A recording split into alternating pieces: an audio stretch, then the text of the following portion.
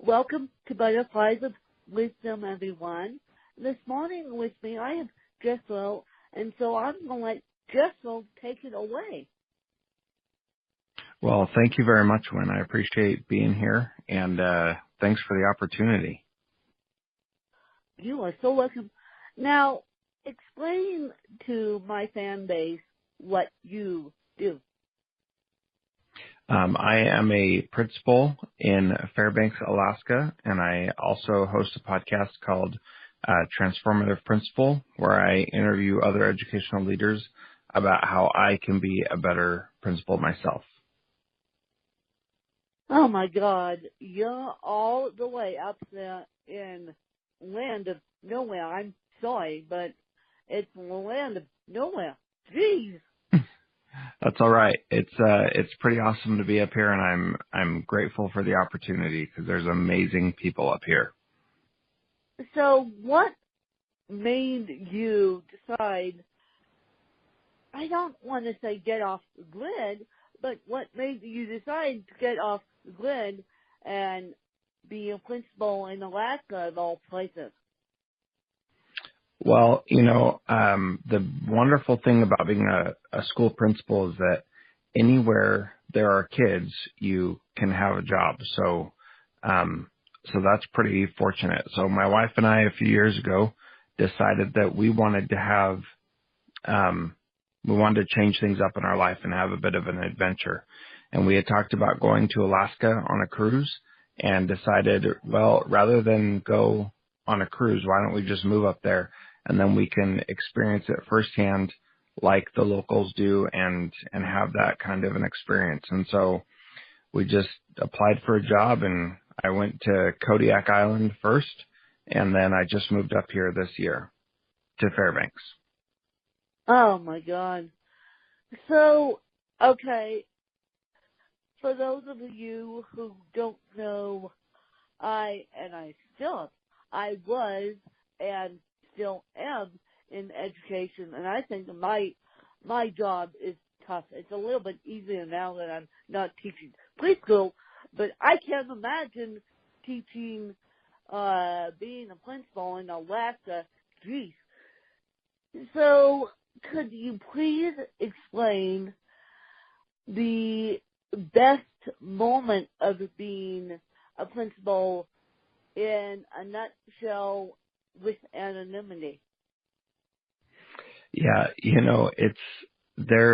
middle school is the best because these kids are going through all kinds of changes and they're developing in just incredible ways.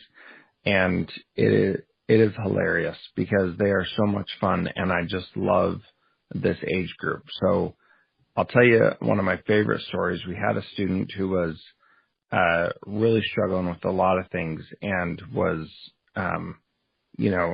pretty much always in trouble and struggling all the time. And he moved away for a few months and then came back to our school. And this is a kid who was constantly in my office. Teachers were constantly sending him out. He was just struggling in so many ways. When he came back, though, I went to tell him that I was happy he was back and went to shake his hand. And he hit my hand out of the way and gave me a hug. And I just got to tell you, when he did that, it was like, okay, we're doing the right thing. This kid knows he's in a place where he can learn. He knows that he's in a safe place. He knows that we care about him and that we're glad to see him. And that's not just something that we say, but he actually believes it because he cares about us also. Well, that's the best educational moment you have said on this podcast, because I agree with you. When you finally see the lights turning on and finally see these kids get it, it's the best educational moment. Yep. And even though I could make more money by writing books and public speaking and doing this podcast, I'll be in education one day a week until I can't do it anymore because that's the teaching the next generation is the best opportunities. Yeah, absolutely. And the amazing thing is that when you can watch that growth and development and the learning happen, then it just inspires and energizes you to keep going. So yeah, it's difficult to be in education and it's difficult to work with people. But when you can have a positive impact and see some amazing things that are happening, then it's easy to get back up in the morning and go after it every single day. Let's face back there. You said that so eloquently, but I'm going to burst the eloquent bubble here. Teachers don't get paid enough. Principals don't get paid enough to do what we do. Yeah, that is definitely something I agree with also. And Yeah. it's we could go down a long rabbit hole with that, but I think the important thing to recognize is that there is a teacher shortage and there are not as many people who want to be teachers, and part of that is a money issue, but part of that is also a mandate issue and initiative overload. And so one of the things that I try to do is to help protect my teachers from those not necessary things and to really focus on what is most important, which is students learning. And we're affected by a whole bunch of things, but we really got to stay focused and make sure we're doing what we can to help the kids. Yes, we do. And even though admins and testing and everything else, and I know state by state, they have these mandatory tests and they drive teachers, including myself, nuts. But teaching the next generation is the best thing since sliced bread, although behind the scenes we're pulling our hair out because of the state mandated tests. But we can go down the rabbit hole on that one, and you guys know how I feel about teaching. And so, did you get in the classroom before you became a principal, or did you just say, I want to become a principal and that's it? Well, being a principal was definitely the goal the whole time. I did teach. I taught language arts to 7th and 9th graders, and then I was also over libraries for a 42 school district and over their distance learning program. And then I also was a curriculum specialist for language arts as well. So I did have that experience before becoming a principal, which is invaluable because you just don't, no teacher understands what a principal's job really is. And if you haven't been there yourself, principals don't understand what a teacher's job is. So having that experience of being in the classroom and doing the things that we are asking our teachers to do, that is really important. And so, I was a teacher and I enjoyed that, but I knew that I wanted to make a bigger impact. So I wanted to be a school leader instead. So you switched positions within your teaching job? Yep. Mm-hmm. And then I became a principal after that. Yep. So, okay. Now, I'm going to ask you a curveball question here, but I think you have the answer. If you had to be educated by anyone inside or outside your field, who would it be and why? That's a really interesting question because part of the reason why I started my podcast was to be able to be educated by anybody. And so one of the things that I try to do is it's nice to have, big names in education and otherwise on my podcast, but it's also really nice to learn from people that nobody knows about, that nobody's ever heard of, because they're just quiet, dedicated, hardworking people who are doing amazing things. So my answer to your curveball question is kind of a curveball as well, that I just want to learn from anybody I can, including you and anybody else that I can talk to, because everybody has an opinion on what education should be.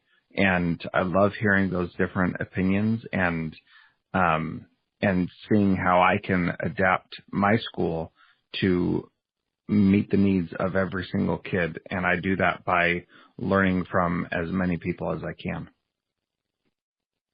And what has been your favorite podcast episode you have done? Now, I know I'm asking you to pick your favorite child here, but I want to know what your favorite podcast episode you have done is. So I will share two, if I may, because they're my two favorite for very different reasons. The first one that is one of my favorites is that I was able to interview Seth Godin about his thoughts on education. And that was a really amazing experience and has really pushed my thinking, because he's not someone who is in regular public education. He's someone who's in a different kind of education, and he's always teaching people, but he's doing it in a very different way that I just find fascinating. And so being able to talk to him and pick his brain about that was really amazing.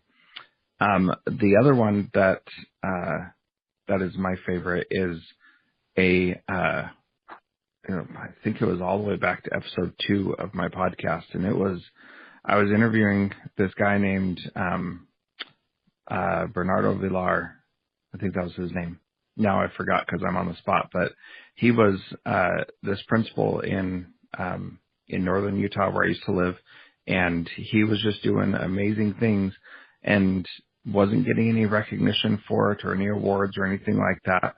And it was just amazing. So the things he was doing were really cutting edge, but nobody else was talking about it because he was just doing his work. And so I really was grateful to be able to help share the story of what he was doing with other people and help him get that powerful story out. Well, that's amazing. Now I'm going to show you another curveball question that we can go down the rabbit hole on if we're not careful. How do you feel about technology in the classroom? Well, I feel very strongly about it, and my opinions are not exactly like everybody else's. So here's what I think. Technology is a force multiplier, and it can make a good teacher even better, way better, and it can make a bad teacher even worse and way worse. And so if technology is not used correctly or somebody doesn't have the skills to use it well, then I'd prefer that they just not use it at all, because it can cause more problems than it can solve. And so I love technology and I use it all the time and think that it is very important. And I just received a national award called the Digital Principal of the Year Award from the National Association of Secondary School Principals. And that was a neat honor, but really technology has to be used effectively, and it's not necessary for a good education.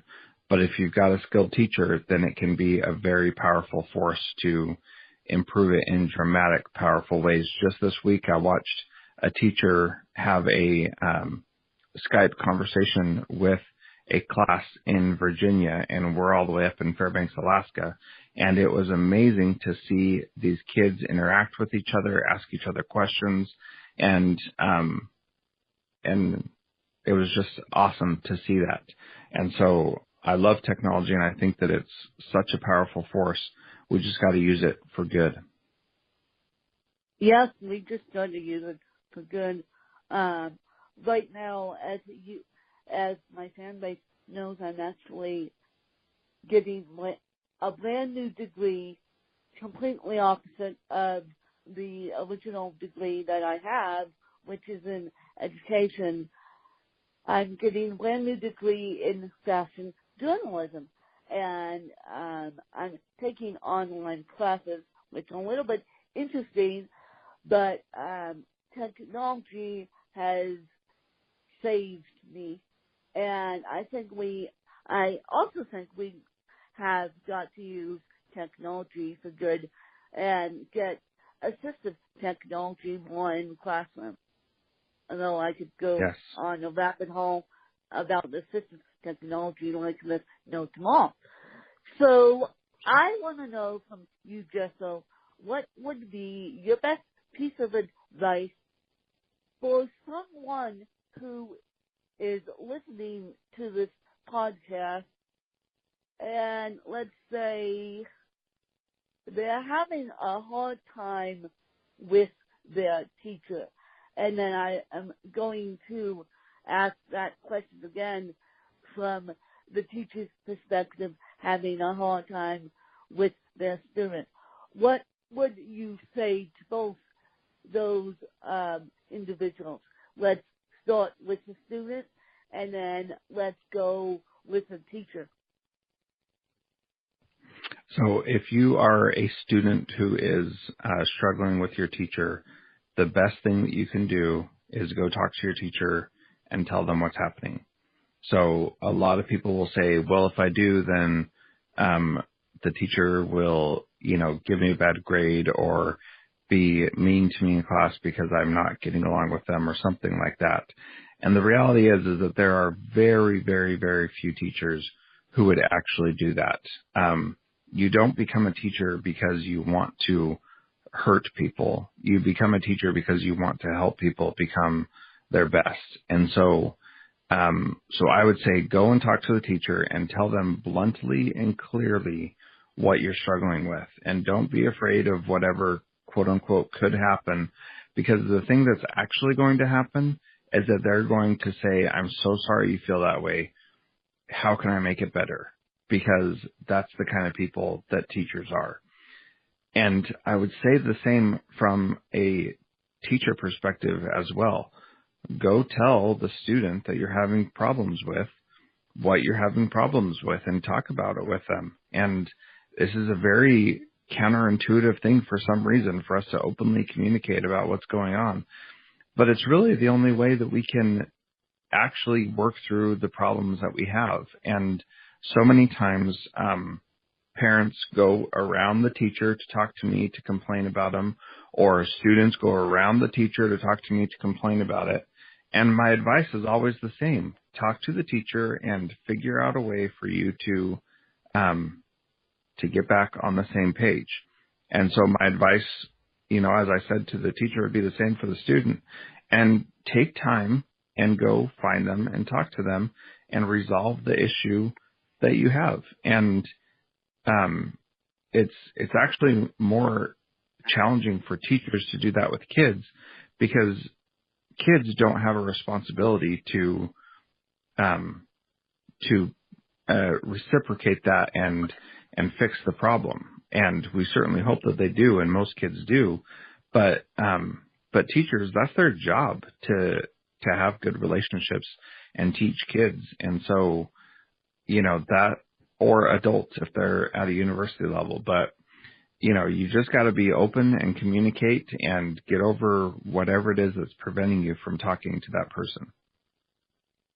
Okay, be open and communication. Okay, communication is a key. I have learned that up there. So, okay, what if the teacher is now saying, oh, I hate my 9-to-5 job.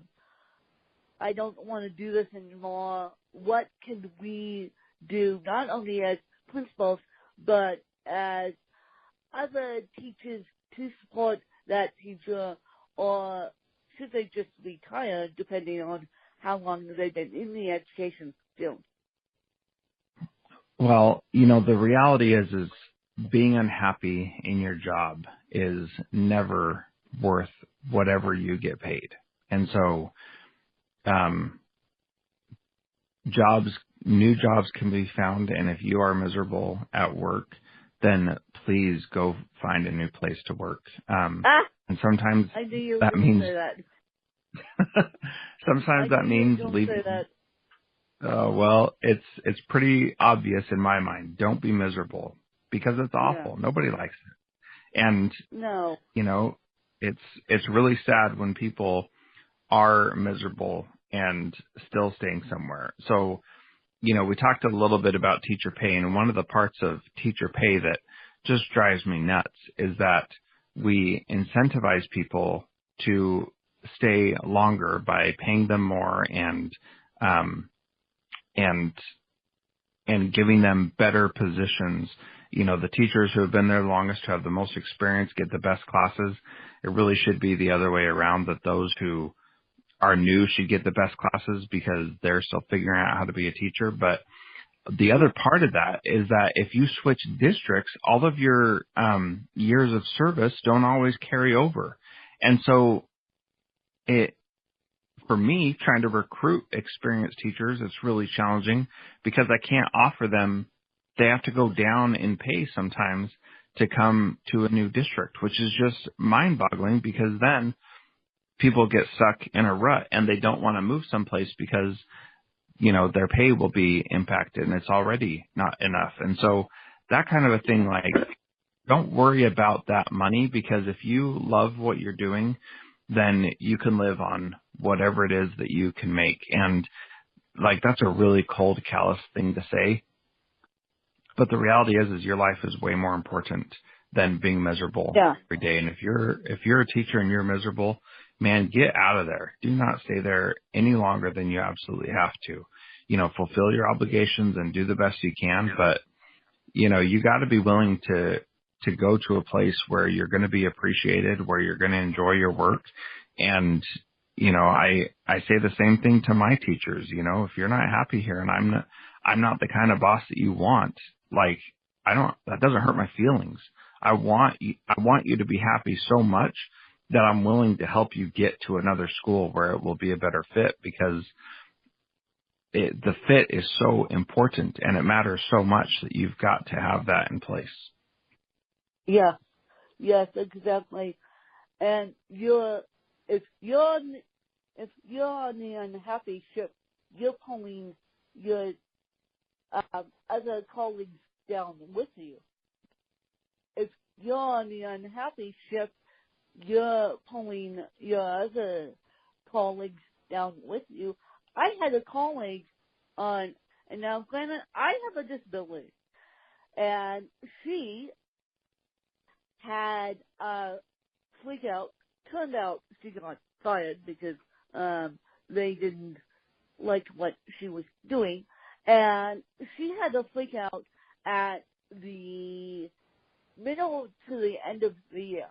And she goes, I can't handle these kids. I can't do this. My colleague and I just look at her and look at each other, and we're like, okay, it's time for you to get out of there because you're not helping the classroom when you're on the unhappy shift. Yeah, exactly. And the sooner you can get out, the better. Yeah, exactly. And teachers think, oh, I'll stay. Well, if you're unhappy, you're making the rest of us miserable, including the principal of the school, including the other teachers you work around. So it's not impacted just by you. It's impacted just by everyone. Yeah, that is very true. Yeah, geez. And I wish teachers would understand that. And I agree with you that the new teachers should get the best classes because they're trying to figure it out. Not the old seasoned teachers. I'm sorry to say that, but don't give the old seasoned teachers the best classes. Give the new teachers the first years, the second years, the third years, the new classes, and then make them happier. Yep, and there's real power in doing that, because what you're saying to the kids is, as much help as you need, we're going to give you the best person to help you. And what you're saying to the teachers is, we value and respect your abilities, and so we're going to put you in a place where you can have the greatest impact. Yeah, exactly. I love it. And so, Jethro, I know you have questions for me. And so, but before I let you turn the mic on me, where can people find you, and how could people get a hold of your podcast and all the incredible work you're doing? Well, thank you very much for that. Anybody can find me, Jethro Jones. There's not a lot of Jethro Joneses, so if you find one, it's likely me. And on Twitter and Facebook, Instagram, just at Jethro Jones. And then my podcast is Transformative Principal, and you can find that at transformativeprincipal.org. And we will put all Jethro's information in the show notes. And yes, he's doing terrific work in the schools in Alaska.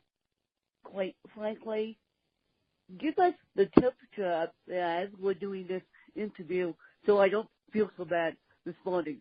Give us the temperature right now if you can. Right now it is 27 degrees. Ay. Okay. Then I don't feel so bad in Aspen, Colorado. Geez, that's why maybe you give us the temperature, because it's a beautiful sunny morning on a Wednesday in Aspen, Colorado, and it's 27 degrees, and you're probably sitting in your office thinking, what's my next step after I do this interview? Go see the kids and go help the teachers. That's your next step. But before I let you go off to do your amazing work, do you have any questions for me? Yeah, I do. One of the things that I'm really interested in is educating people with disabilities, because the system that we currently have, I think, misses the mark in a lot of ways. And so I would ask you, how would you adjust the current education system related to people with disabilities to improve it? Well, number one, how much time do we have? I know, I was going to say. Yeah. Okay, you asked me that tough question, and we don't have that much time. But one, I would say, get the aides who are trained in the classroom, because 9 times out of 10, as we mentioned earlier, they give these fresh aides coming out of school the most challenging classes. So the same thing with these new teachers: give the aides the best classes that you can. And I think that would help, and also give the aides the most support you can. Give the special ed aides the most support you can, and work with us, not against us. And I'm not an aide by any means. I'm an aide in the music class, but I'm certainly not a special ed aide. But always work with teachers, not against teachers, and I think that's really crucial when it comes to working with special ed. Yeah, absolutely. I think that's great advice. So one of the things that I'm trying to do, Win, is make sure that my students who have disabilities, and just so you know, my oldest daughter has Down syndrome, and so I have the parent perspective as well. And, I gotta say, I always feel, sad for my daughter when it seems like she is an afterthought in the general education classes that she's in. And I feel that way for all the students at my school if they are an afterthought in their general education classes. And what I want is for those students who may feel like they are segregated because of their disability, I want them to feel like they are part of our school and that they matter, and that just because they have an aide with them doesn't mean that they're not able to do the things that their peers are doing. And so is that going down the right track? Is that a way that we can improve the situation? I think yes. It don't make them an afterthought. I am still an afterthought, and quite frankly, you guys are driving me nuts because even at college level, you're still an afterthought, and even at the, not to say that I don't have the passion to get my fashion journalism degree, but right now I'm in a fight with one of my teachers who is treating me as if I don't matter, and it's driving me nuts. And I'm trying my hardest to work with her, not against her. But at the same time, I don't want these kids to be an afterthought, especially ones with Down syndrome and cerebral palsy, because they were given this disability. We have no choice in the matter. We have no choice. We were given this disability at birth, Down syndrome also at birth, and Down syndrome, I know this because I have friends with Down syndrome. Down syndrome has heart difficulties as they get older, and I don't want these kids to be an afterthought. God knows I want these teachers to be trained if the kid falls down with the signs of a heart attack because of their disability. And I don't want these kids to be an afterthought, and nor does Jethro. What we're trying to do is put these kids at the front, but at the same time, the U.S. government is throwing us under the bus.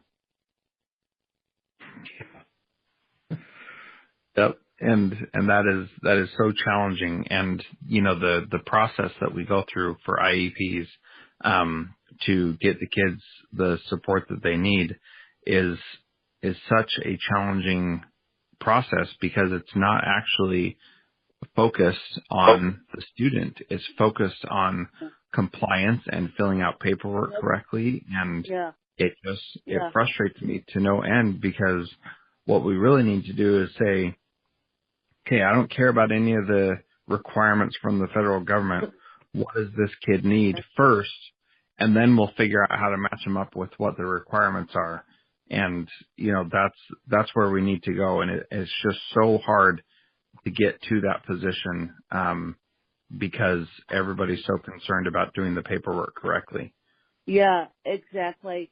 And at the college level, you guys, those of you who have disabled nieces and nephews or even kids, when they go to college, I want you guys to speak up for them on behalf of their disabilities, because at the college level, I quickly discovered that during those accommodations, similar to IEP,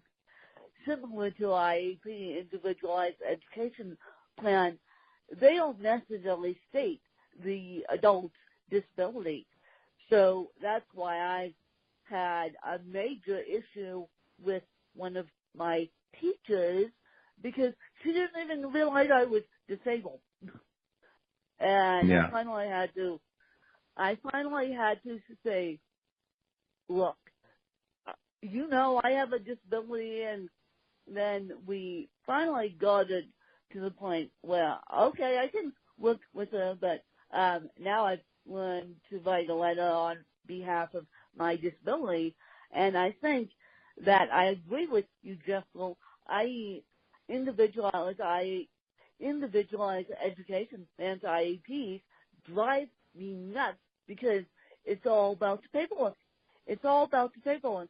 It's never about putting the student first, and at the college level, it's all about these accommodations letter and not getting sued. Let's be honest there. The special ed doesn't want to get sued, nor at the K through 12 level or at the college level. So they just want to cross the T's and dot the I's and forget the student. Yeah, and it completely goes against what the IEP is there for. So, anyway, I think we'll get there someday for some kids. We'll get there. But we got to do better. And it's a major fight. It's a major fight, you guys. And please, please, please, please, please, when you meet with teachers at back to school night or meet with teachers at these holiday extravaganzas, which we all have coming up, please work with us, not against us, and especially work with principals, not against them, because it drives them nuts. And Jethro can say his closing speech, but I know it drives him nuts when parents work against him, not with him.